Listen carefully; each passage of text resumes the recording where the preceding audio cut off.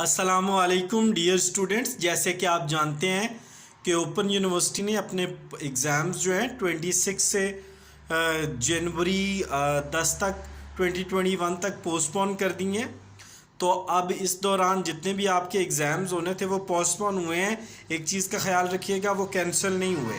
अगर आपके exam postpone हुए हैं तो इसका मतलब है आपने उनको छोड़ नहीं देना, उनको पढ़ना ज़रूर है। उन किताबों को अपने सामने रखें, इंपॉर्टेंट क्वेश्चन निकालें, उन गेस्ट पेपर के मुताबिक उन एग्ज़ाम्स को तैयार करें।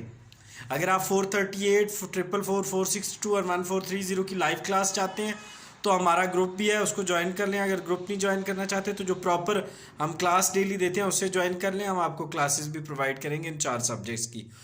तो आपके पेपर मुलतवी हुए हैं, ख़त्म नहीं हुए। प्लीज़ प्लीज़ प्लीज़ प्लीज़ अपनी प्रिपरेशंस को याद रखिएगा। अल्लाह आपका हामी और नासिर हो। अपने दोस्तों से ज़रूर शेयर करें। और जनवरी में आपके एग्ज़ाम्स होंगे, तमाम स्टूडेंट्स के जनवरी में एग्ज़ाम्स होंगे।